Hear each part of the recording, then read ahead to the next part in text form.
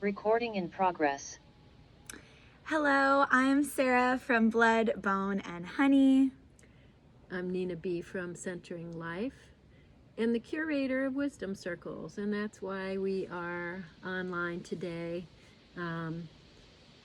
First thing we wanted to do is thank all the women that came forward this summer during the 5,000-mile Wisdom Circle tour and were able to join us, and all the women who wanted to join us and can join us later. And as we speak, we'll let you know all the ways that you can stay plugged in and stay connected, because this has been an amazing project to really take the pulse of what's up with women as they ascend, as they evolve, as they move into their potential by connecting into compassion.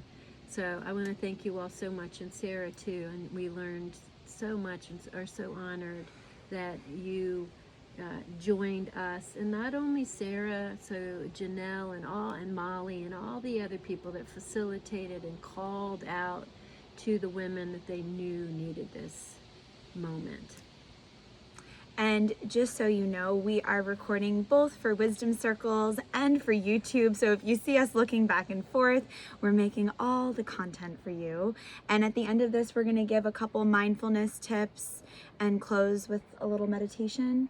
And in the in-between, we'll give you the part of the sandwich that's the most important, which is why we're even doing this in the first place. What's the point? Why do we need this? Why do women need this specifically?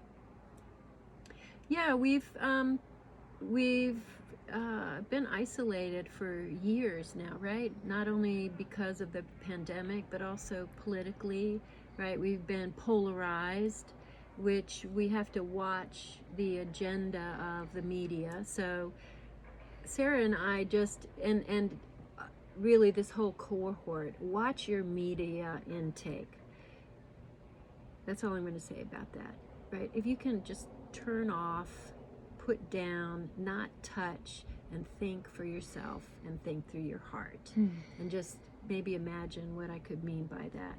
So I know as a mental health therapist, as a yoga therapist, that the most dangerous thing that can happen for a living organism, any living organism, is for it to get isolated and separated out of its biosphere, right? So that's what has happened, and some of the women and a lot of human beings have a newfound appreciation for their families, for their communities, for working together in community gardens, those kinds of things. So there's a lot that has grown out of us slowing down, coming home. So I wanted to use that foundational realization to just get in my car and see where women were at and what they needed. And what's happened in this space of transforming ourselves and shifting into a new positive paradigm of empowerment, because women are the new leadership. It's not working top down anymore. Oppression and punishment and you get stuff and you don't, that's a broken world. The earth is being punished by it, and women get to come together in this natural, organic container where we hold all beings, and we've got to find a new language and a new way to learn how to cooperate. And sometimes I know I'm not so good at sharing. There are lots of ways I don't know how to cooperate. And one of the main themes in these small personalized circles is women really came with a lot of pain around their relationships, like really devastating, a lot of despair, a lot of shutdown. They catch themselves getting angry and agitated and reactive, and it hasn't changed for years and years and years. So it was lovely to have people just sort of speak that out and express that they were suffering from it, and they didn't necessarily want to break the relationships. They wanted to work with it and work in it, or if they had realized that there's brutality and abuse in it, the ability to step away, get some space out of it, and sort of reintegrate into and around their own hearts and their own intelligence and their own, really examine their own self-loathing that had created a yes into abuse. And that 90% of the time is a generational pattern. So that's one thing we got to look at real quickly in wisdom circles was, what's this have to do with how things were going with your family or in your culture or, you know, the rest of your life. So relationship stuff, and how do we stop being reactive, antagonistic, and violent in our relationships, competitive, woman against woman. It's not going to work. It's not sustainable, and it feels bad. Another situation was women are estranged from their bodies. You know, we don't know how they work. We don't know when we're hungry. We don't pay attention to when we have to go to the bathroom. We don't know what feels good, like a more subtle touch. We don't do things like skin brushing. We don't rest enough. We override. We also are actively educating ourselves. We are reaching out and going, I want to figure this out. I don't know enough about this to grow myself. And so just talking about the organs and talking about the 6 directions and the dimension, the multidimensionality of all women's bodies. Where do I feel numb? What's my voice sound like? Where's the tension in my jaw? Why is it like that? Like all these things we can tend to. We can be home and pay attention to, oh, these are signals that I'm getting estranged from myself, that I'm overwhelmed.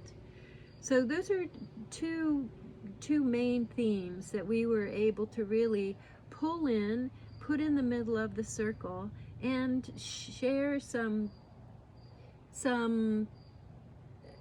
stories around, and be with, yeah, me too. Yeah, that, me too. Abuse, yeah. I don't like my body. I don't know how to be. Yeah, me too, right? So it's a great beginning. And then what Sarah and I would like to offer after Sarah has spoken about her observations is some ways we can keep growing ourselves, right? The simple things. So again, if those are those 2 threads, relationship stuff, and I'm estranged from my body, which looks like self-loathing or bypassing or numbness or anxiety, right? Spinning up out of my body, then a wisdom circle template, which run all year long online with Centering Life. You step in, be proactive. This is not the time to do anything like you've been doing things before. Take it off, burn it, strip down, grow some new skin, grow a new mind, live from your heart. So those were some very dynamic, beautiful gatherings. Yeah, so thank you. So I want to speak to the wisdom circles online and then the retreats coming up in person, and just give everyone a little bit of like an understanding of the solar system and how we're weaving this. We're like big mama spiders at the web, all co-weaving, you know, like Nina said, especially for this video that's going to go on the Wisdom Circles Instagram. I'm one of many co-facilitators that Nina is doing these Wisdom Circles with. So there's all different kinds of folks within our cohort and ensemble who have done yoga teacher trainings with Nina. Nina and I have been connected for the last 7 years. She's been connected with some of the folks she's co-facilitating these circles with for even longer than that. So this is a garden that's had many seeds for many years and many lifetimes, if I do say so myself. And if you'd like to do a wisdom circle with Nina, she offers 4 and 7 week online wisdom circles in addition to yoga teacher trainings, which are all trauma informed. There's a mindfulness course. There's a galactic yin yoga and journaling class. I don't know if you're calling it galactic yin yoga anymore, but it's very galactic, okay? She's gonna start a book club. And then we're gonna get ready to start doing some Tuesday and Friday mind body centering yoga sequences, which is what I trained in with Nina. And that will be a part of some other things we're doing online. So the best way to stay plugged into all of these things is to be sure that you're following Blood, Bone, and Honey on Instagram, centering.life on Instagram, and then get on our newsletters. So if you're not on Nina's newsletter, if you're not on my newsletter, get on our newsletters. We don't know what's happening with social media. We want to stay connected. And so much of what we were building with this in-person retreat is, you know, it's great that we get to connect online with our global community. We have some people who can't get here in the flesh. We're so grateful for that.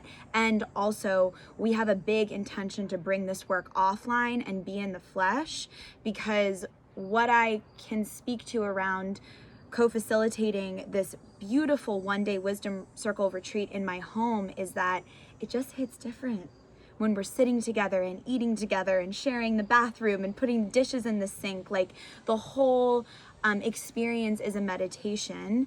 And I think at a time where social media starts to become more of a very real landscape that people are interacting with, we need to be sure that we're balancing that with in-person interaction. We live our lives in our skin, right? We don't live on social media. If you do live on social media, have a nice life. But I am going to stay in my skin with my feet in the dirt. I'm going to grow gardens. I'm going to get real hugs. And that's just how I am. And that's the inner galaxy that Sarah is, you know, referring to. So in high yoga practice, in high mystical practices, in high, as our knowledge evolves, all of the answers, all of the experience happens inside of us. And the resourcefulness is ultimate. Our interior resourcefulness is on our own insides, that we are always making. And if the thing that I have a problem with on social media, and Sarah as well, is if I'm always listening to somebody else's experience and somebody else's take and somebody else's instructions about how I should be doing all the things so I feel okay about myself, inside is still vacant. So just like, that's my big ass opinion about how this life has gone. And the third thing in these circles is I have a big hole inside of myself and I don't know how I'm supposed to fill it. And that means a self needs to be grown. Who is yourself? How do you really feel about things? How much real estate are you giving to those voices and those movie stars in your head? This is your life. You're supposed to be a kangaroo or a crocodile. That's what I say all the time in class, or have 5 arms, or be exquisitely talented at miming or puppetry or music. Or how are you going to find those voices in your own conversation with Source? I'm feeling called to speak to, like, there's all these apps now, right? We can know our astrology, our human design. There's all these different beautiful emerging systems which feel really important for the Aquarian age, because they're all a part of our self-realization practice. And also, do you know your heart? Do you know what your breath feels like in your toes and in your fingers? And do you know how to access your resources when you feel depleted, your inner resources? Because I know my human design and my astrology chart, and I need to know how to breathe. And my body needs to remember that it can lay down on the floor, so my bones stop trying to hold and prop myself up. Because if that's what my body is showing me in the wisdom circle, because we're practicing some yin yoga, then that's how I'm also navigating my life. I must be propping myself up in my life too. Where am I gripping? Where am I forcing? And I mean, Nina has been a psychosomatic yoga therapist internationally for over 45 years.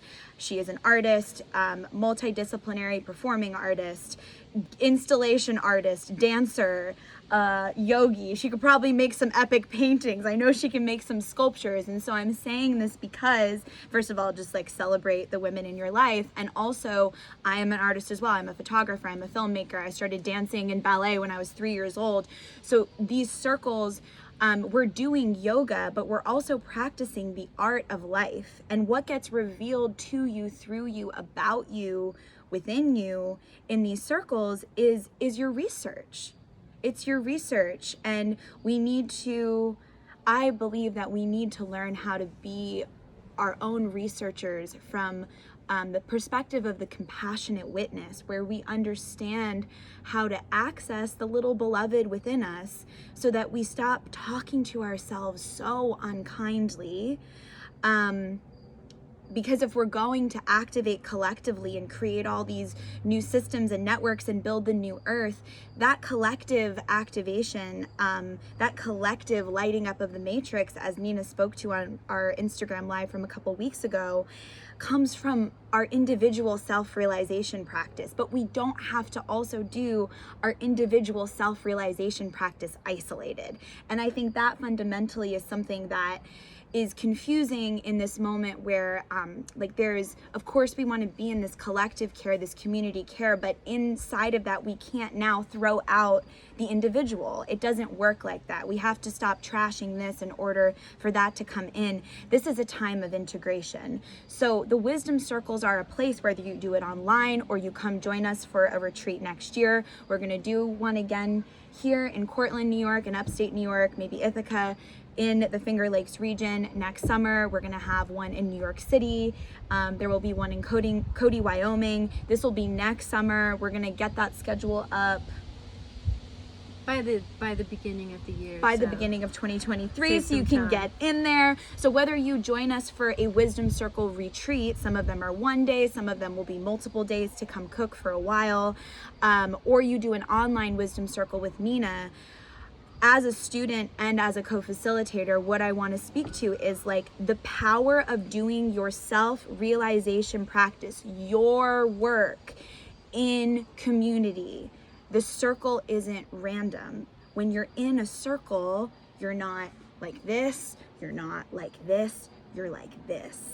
And we learn how to do this in the circle, and then maybe we can bring that wisdom out into our lives, and we learn how to run our businesses from that space. Like, so much of what Nina and I are doing as collaborators comes from the work that we've done in the wisdom circles. Like, part of why I'm able to sit here at 29 and do this with Nina is because I've been doing these wisdom circles with her. So when I'm showing up to collaborate, I know where I am. I can feel my center. And so if we want to collaborate, which is what the task is going to be as we move forward into building this new earth, into the Aquarian age, all the light beings getting activated and finding each other so we don't have to do this alone anymore. Our practice becomes so important. So that we don't get lost in some utopian vision of like, we all just come together and figure it out. Yes, and also do your work so that when we come together, there's already been clarity that's been cultivated. So doing your work is from the 3D in order to create the matrix for the 4D and ascend into the 5D, there has to be this intercircuiting happening, right? This is the new substantial floor of the rocket. And we have to learn how to do this, which is really a new skill set. Yeah. Like, for you to look at how many people do you know how to get along with in all the ways? Do you know how to yield? Do you know how to surrender? Do you know how to receive in order to make the ebb and flow of this circuitry work, right? How much of your relationships are power struggles? My pile has to be bigger than yours. And that's easy to do when we have different values, right? Men have different values from women a lot of times. They are after completely different things. They have totally different language than women do. How do you learn how to do that? Not in 5 minutes. And if you're not in your skin, I know, raising children, in relationship, if I'm not cleaned up enough in my love of the world, my love of myself and the world, when Sarah and I bump into something, Sarah needs to be big too. I need to be big too. To not go into this punishment, annihilation programming that has run this culture. I go get my gun and shoot her because I'm agitated, right? Like, that's a real thing. Yeah. So my sanity, my intactness, my ability to stop, my ability to find collaborative language, which I have to study. I have to learn those words. I have to understand how does active collaboration help and happen in my nervous system. And we have to work that out and not get scared and not get threatened by each other and survive that bumpy conversation and not run off and cancel each other and say, well, I'm just going to go do my movie star thing. That's not going to work. This has got to be, and everybody has to be in this. Everybody. The convicts, the drug addicts, everybody that we've scapegoated in our lives, and you can watch that in yourself. Who are you scapegoating, or are you being scapegoated? Everybody has to be in the circle, because you just look at the children on this planet who are not respected, most of which are not fed, not nourished, not uplifted. Children are teachers. How many of us are walking around like that? How do we circuit children into the delicacy and nuance of this circuitry, this coherence that we need, and then we rise together? And that's going to take time. Now is the time. And that's why these circles are happening. We're practicing. Oh, that woman agitated me. Oh, that one scared me. Okay, you have to know what you're doing. We have got to circuit in. That's my big ass opinion again. That's what I am understanding in the matrix.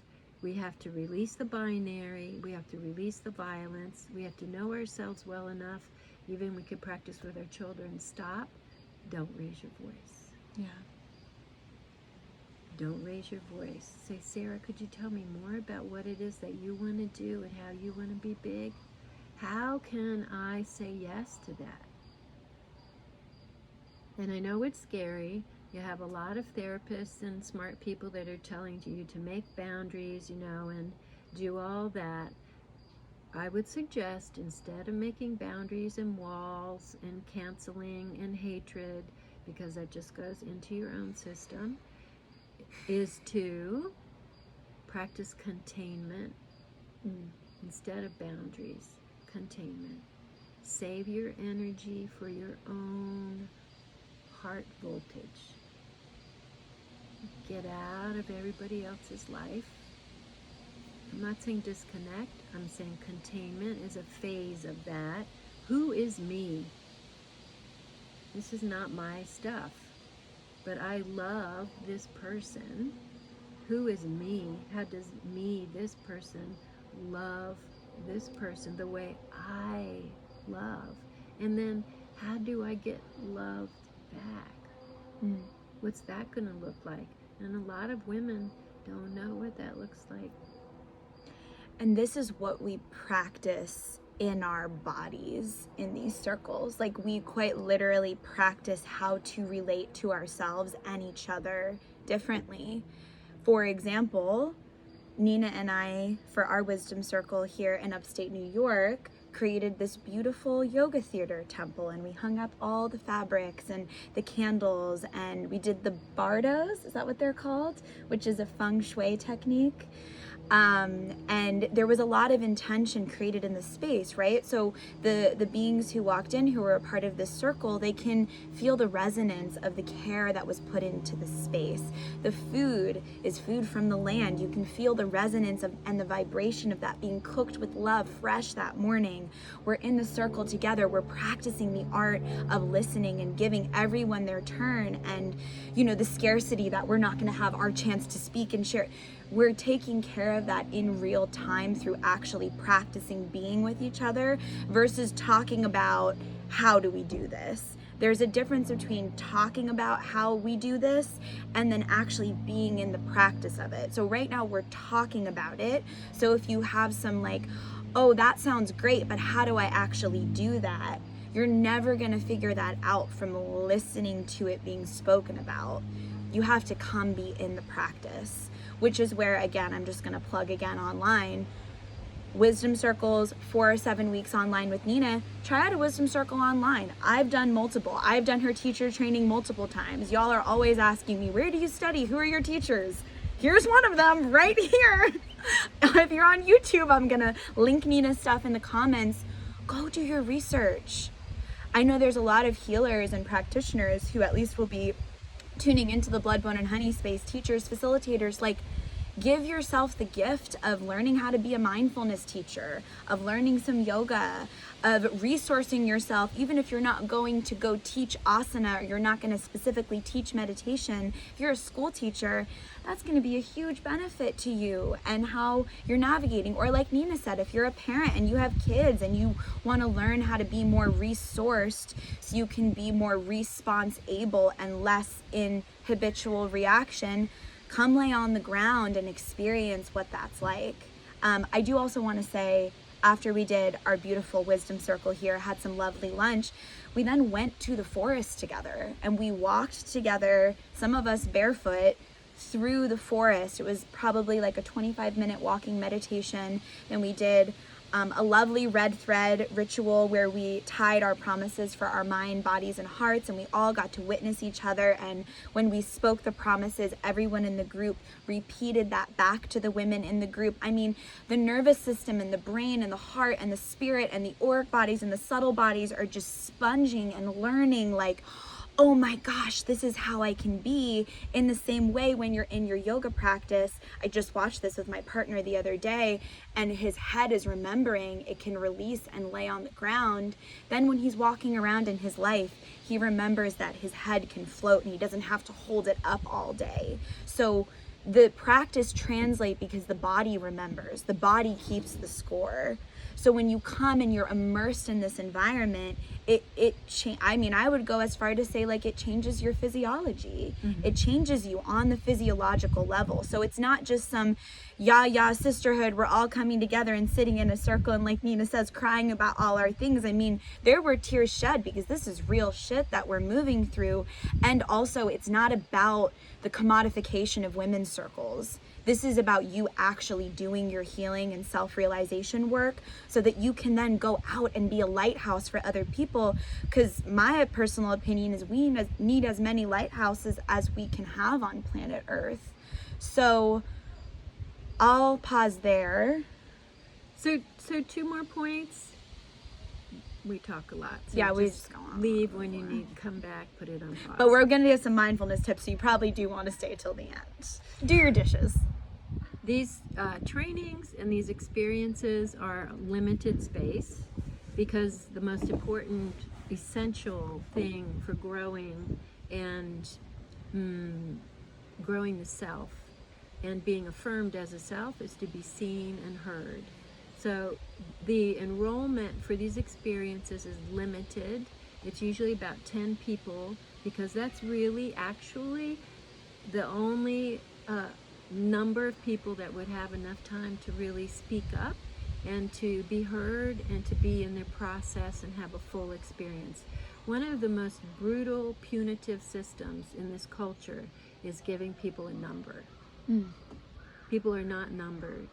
Don't forget that women did not have last names until their own names. They could not keep their own names maybe until 50 years ago. I know no credit cards. Women had no credit until the 1970s. That leaves a message. That's a message. Invisibilizing, punitive, right? It makes people disassociate. Anyway, limited space for all these experiences so I can see you and talk to you and respond to you, and we can respond to each other.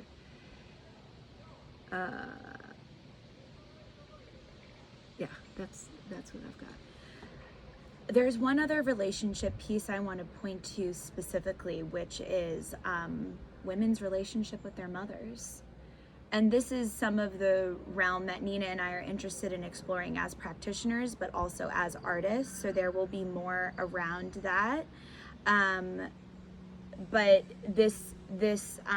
we were talking about it earlier as this shadow legacy, and looking at relationships with mothers who were unavailable, perhaps suicidal, not able to show up.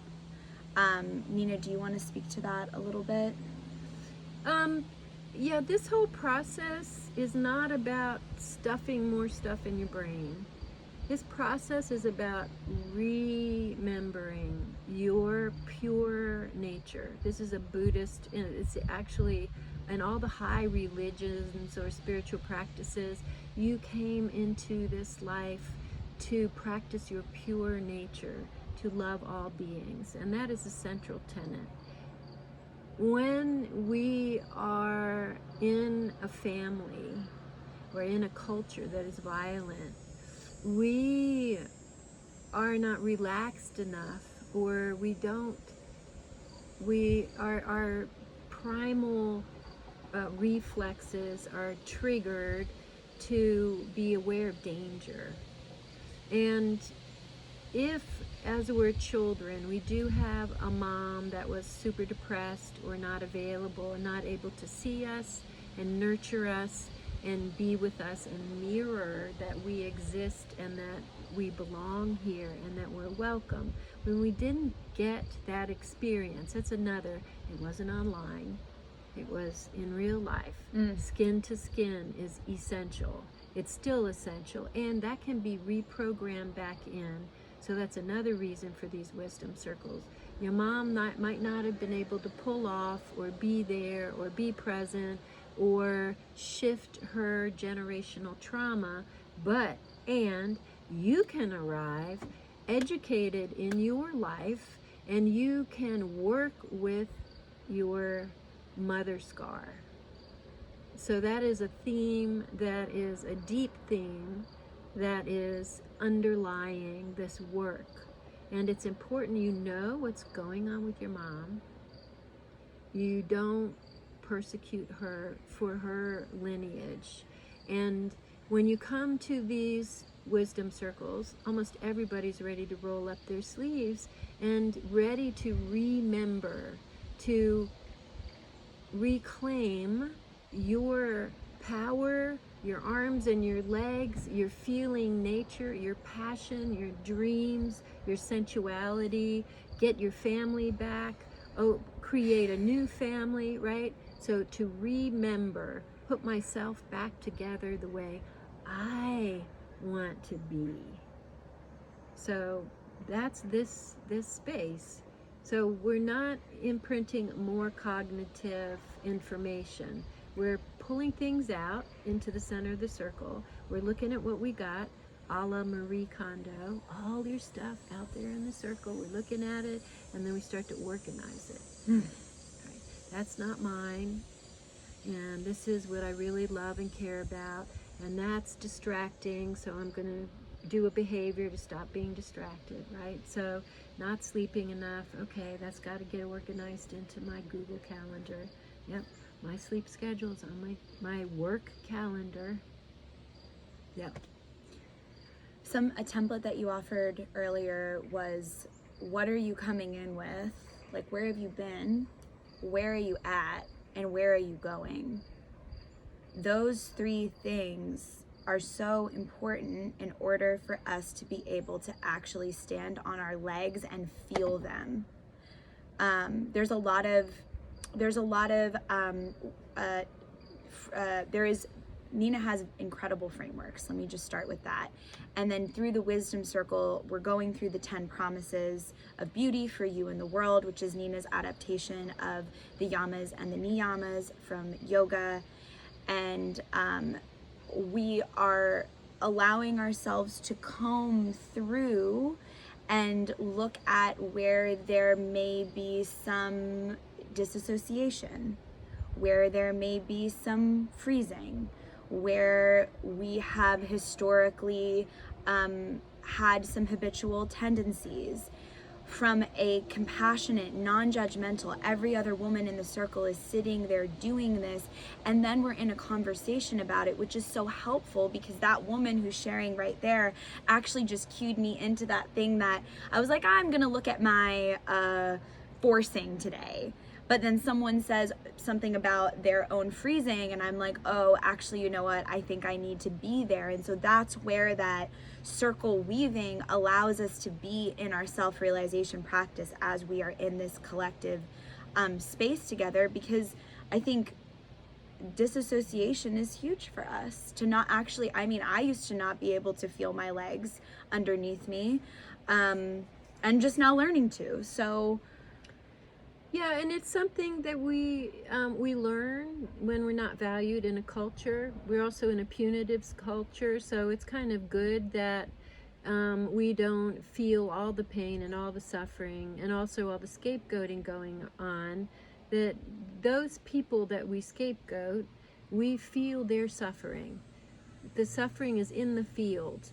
It's in the air that we're all breathing in and breathing out. And I could go on to animal slaughter and all the icky stuff, all the violence on TV, all the violence in video games.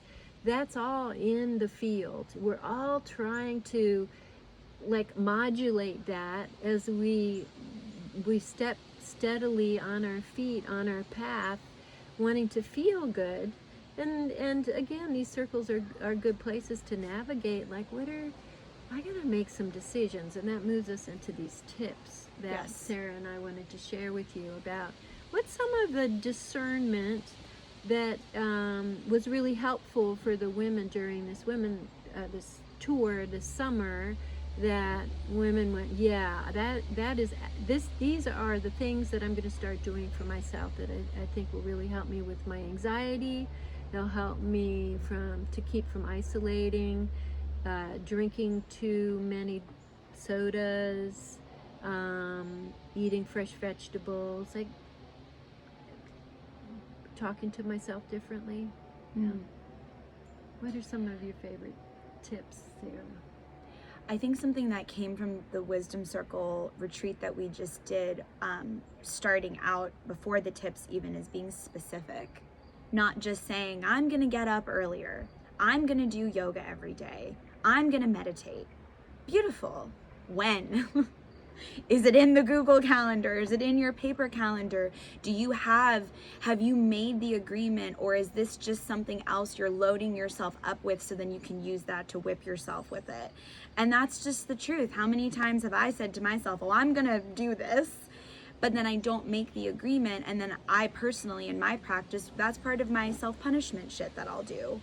So it was really powerful to witness Nina inviting everyone in the circle, including myself, to get specific. Like, what are these promises? What are you gonna do? So we're gonna offer these tips, and then your job is to be like, okay, that sounds good to me, and to schedule that into your life and to let it take up space. And I think women need to stop acting like self-care is selfish, or that it's going to detract from our lives, because actually when we water ourselves and we show up nourished, we actually then are giving from a resourced place, which is not only beneficial for each of us individually, obviously on a health level and all those things, but we're imprinting a new agreement and blueprint, like in the matrix. Like, as Nina's saying, we're imprinting that into the field. It's not just about us, like us showing up and getting up at whatever time to be in the practice. Like, yes, that's about our process, but we are in that imprinting into the field. So that feels important. And everything harmonizes with the earth. the foundational promise and agreement is that we respect the earth. And the earth has a rhythm, and there's lightness and darkness, and she has given us food to eat and trees to shade us, and she's always teaching us about how to live. And it's a quiet refinement. Do you know the names of 10 trees in your yard? Do you have a relationship? What's the quality of your relationship with the dandelions in your yard? Or you just mow them down? You just mow the grass, Right. right? So that kind of be specific, and we find that our life is already so rich. Yeah. Right? We have to buy a lot less stuff. Yeah. The divesting from violence is also, like you were just talking about, how we're talking to ourselves. If you're catching this in Virgo season, that's a great first tip for mindfulness, is how am I speaking to myself? How am I when in my yoga practice, or when I'm doing my chores, or when I'm getting ready and setting up the computer for my job or making the bed, what is the quality and the texture of my internal dialogue? And something beautiful Nina has offered, and I highly recommend doing a yoga teacher training for this specifically.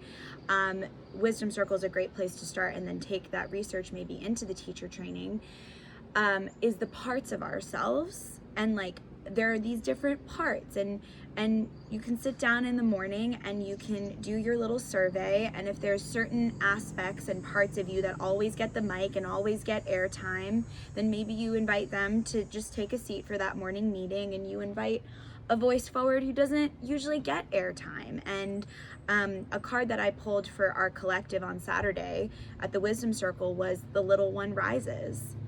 And there's a lot of blah blah around inner child work out there. Something that I really appreciate about the way Nina facilitates that parts of ourselves work is we're not children. We're grown ass adults. But we may have these little ones inside of us that are causing all kinds of havoc. So then we're in that practice of reparenting. We're sitting down in the morning, we're checking in, we're being the good steward, the good school teacher, the good mother, the good guide, the compassionate witness to all of these parts of us. And that capacity to zoom out so that we can see what we were working with, to then zoom in and give specific aspects of us care, is this multi-dimensional care for self, where we're no longer addicted to our pathology, trying to diagnose ourselves with the next thing, telling everyone we meet. I've been diagnosed with ADHD. When I show up and say, I am ADHD, that's the identity that I'm claiming. We got to get outside of that, because we're so much bigger than all of this stuff, and look at the way that some of this pathology can be helpful, and it's also another box. So sit down in the morning and be with the parts of yourself. Do a check-in. Who's at the table? Who's at your inner conference table? Give them names. Maybe draw it out in your sketchbook. Give yourself a visual. How do you need to understand this? Maybe each of them has a dance, but start to explore yourself as a multi-dimensional being with many parts, not a stuck, frozen, fragmented person in space with this whole story and all the things that happened to me, and these are my diseases, and so this is how my life is going to play out. You can do that, but there's not a whole lot of potential or space to grow into a creature maybe you haven't even perceived yet. So you have an infinite life, right? So just some few specific small things, small bites. So if you do want to meditate in the morning, do you know what meditation is, right? And I would suggest you try this idea. If you understand the third eye, if you understand the idea of looking inside yourself in this seeing kind of way, 5 minutes, set your alarm 5 minutes early, fluff up your pillows, sit in your bed. I learned this from Eric Schiffman. Close your eyes and look inside. You can just look at this point and try to just do that for 5 minutes, and it's nothing else. What will happen perhaps is that you arrive into a sense of wonderment, like, oh, this is different, it's quiet here, Or maybe you notice the noise out there, how noisy your life is out there. And you get to find this quiet point. So just 5 minutes, set your alarm. Every morning I wake up, I'm going to try to meditate for 5 minutes. You don't have to be still. You don't have to be perfect. You don't have to be peaceful. You don't have to feel any such way. You're just looking at the third eye with all the things going on. Not bracing. The second thing you want to do is, if you can tongue scrape, that's a good way to cleanse the whole digestive tract. And when you see what you're pulling from the tongue, it will tell you how healthy the food is that you've been eating, right? You can look at the mucus that's building up. The third thing, if you can, warm up some water, a little bit of apple cider vinegar with the mother, and yeah, that's enough. Lemon juice breaks down your teeth, so if you're going to do lemon juice, do it through a straw so that you're not sort of breaking down the enamel of your teeth. Try a nice glass of apple cider vinegar, and then if you have gut stuff, I put a little bit of that in. I'll set up on my counter 3 of these water containers. They don't have to be like this, they can be glass jars. I'll put a little tablespoon of apple cider vinegar, and that's my goal for the day. I'm going to finish these. They're up on the counter. I come get the second one, and you know what? Every time I finish one, I go, "You go, girl, good job." Right? You followed through. You showed up for us over here, you know, that need to drink water. Then a next tip is, if you can massage your feet in the morning. And I just, oh, I'm so grateful I have 5 toes, right? Isn't that amazing? We all have 5 toes, mostly. I mean, without 5 toes, it would be a problem, because they're all connected to all your body parts. Thank you, feet. If you want, you can get some coconut oil or some sesame oil, rub them up, or rub up your leg, put on some nice fluffy socks. And if you can stay at home, and then, you know, cuddle with your cat or whatever. Find a beautiful chair by a window, the last tip, with some fresh flowers that's clean and exquisite and smells good, some essential oils. Get out your journal and sit there for 20 minutes and see how you're doing. And get it out of your cellular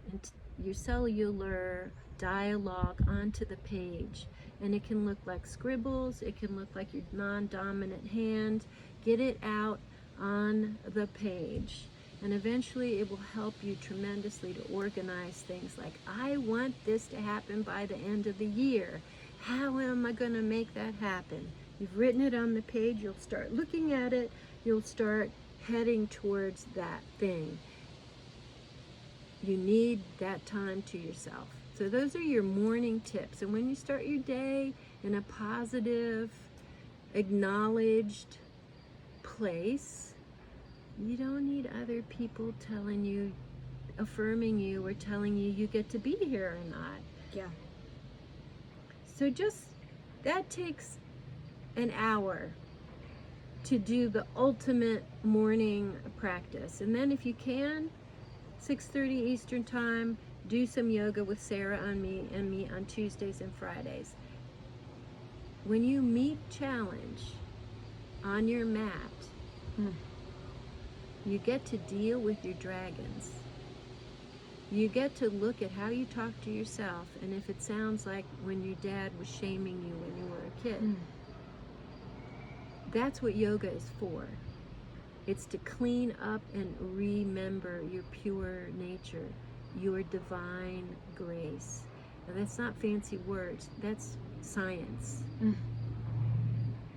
If you can, the rest, September, October, November, December, head over to Sarah's website. She has a whole communication program. I'm not going to talk about her program because she's the one that knows about that. You've got your twice a week steady metronome. I show up on my mat. How many people have been wanting to show up on their mat and haven't been able to do it? That's why we're doing this. Yeah. If you want to sign up for monthly yoga, just yoga with Nina, go to centering.life. Is that your website? Mm-hmm. So centering.life is Nina's website and your Instagram. Mm-hmm. And then I am launching a membership program called the Blood, Bone, and Honey Pot, which will live on Patreon for its inception. And the highest tier on that, the honey tier, will have the 2 Tuesday, Friday classes with Nina, as well as some new and full moon practices with me, some live gatherings, and a Discord channel. You can find out about that on bloodboneandhoney.com, upcoming within the next week if you're watching this video when we drop it. Thursday. Yes, Thursday. It will be ready Thursday. This Thursday, the 25th. There was one more thing. I know you said last tip, but there was one thing that we wrote down that I feel like has just been life-changing for me that you've invited me into, which is meditation when tending to the home. Doing the dishes is a meditation. The soapy water, the warmness. Are your feet on the ground? Can you feel your legs? Are you cursing your husband in the background like me on some days? Or are you like, wow, look at this running water and these dishes that I eat off of, and really just in your gratitude practice for what it is that you have to even take care of. Same with folding the laundry. Like, can you be in the sacred geometry of, I'm gonna fold this washcloth and then I'm gonna put it back? Like, all of those practices, we don't do these things to be a good person in quotation marks. We do this because it transforms us from the inside out, and then we show up differently in our relationships. How you do the dishes, how you take care of your house is probably how you also show up in your relationships. I mean, who am I to say that? But all of these things mirror each other. So life is art, and that's something that Nina and I share as artists and as practitioners. Life is art. Your self-care is art. Your relationships are art. Your relationships are altars. When you come, is it sacred? Are you lighting a candle? Are you honoring what's coming up? Sometimes there's puke bags at the altar and then they get taken out to the trash after the ceremony, literally or metaphorically. So let yourself be in an artful, ritual-based, ceremonial-based, meditation-based, body-based relationship with your life. And that is a beautiful foundation for a spiritual practice. Thank you all so much for listening. We know that your moments are precious, each moment. And the last invitation is to see if just one time a day you can be in charge of how you would like this exquisite moment to be. Where does it want to be? How does it want to be held up? What piece of music is it full of? Thank you all so much. We wish you many, many blessings on your path, in your beautiful body, in this lucky, fortunate time on the planet. Many, many blessings.